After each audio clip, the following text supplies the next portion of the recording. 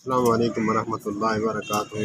مولانا محمد الیاس مومن حفظہ اللہ تعالیٰ کا قیمتی جملہ حدیث پاک پر قال النبی صلی اللہ علیہ وآلہ وسلم من تمسک بسنتی عند فساد امتی فلہ مئۃ اجر شہید،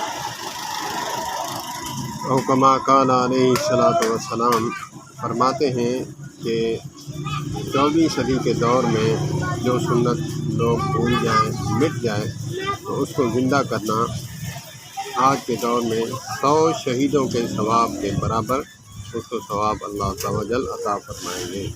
اور اس پر جو قیمتی جملہ دیا کہ اگر لوگ کہیں کہ جی ہم جہاد پہ کیوں جائیں، ہم داڑھی کی سنت عمل کریں گے، ٹخنے سے اوپر جو ہے شلوار رکھیں گے، ہمیں 100 شہید کا ثواب مل جائے گا، مونچھیں کٹائیں گے تب جو ہے ٹینڈ کرائیں گے تب بھی ہمیں 100 شہید کا ثواب ملے گا۔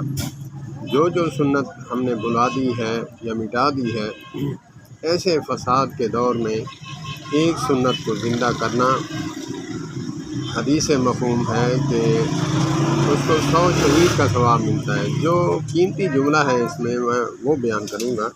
وہ فرماتے ہیں لوگ کہیں کہ میں ان سنتوں کو عمل کر کے 100 شہید کا ثواب حاصل کر لوں گا، لیکن جہاد پہ جانے کی کیا ضرورت ہے؟ کہا کہ نہیں، ثواب تو اللہ عز و جل عطا فرماتے ہیں، لیکن شہید کا مقام اور مرتبہ نہیں عطا فرمائیں گے۔ اللہ پاک ہمیں سمجھ عطا فرمائے، اللہ پاک ہمیں علماء کے ساتھ وابستہ رکھے۔ السلام علیکم ورحمۃ اللہ وبرکاتہ۔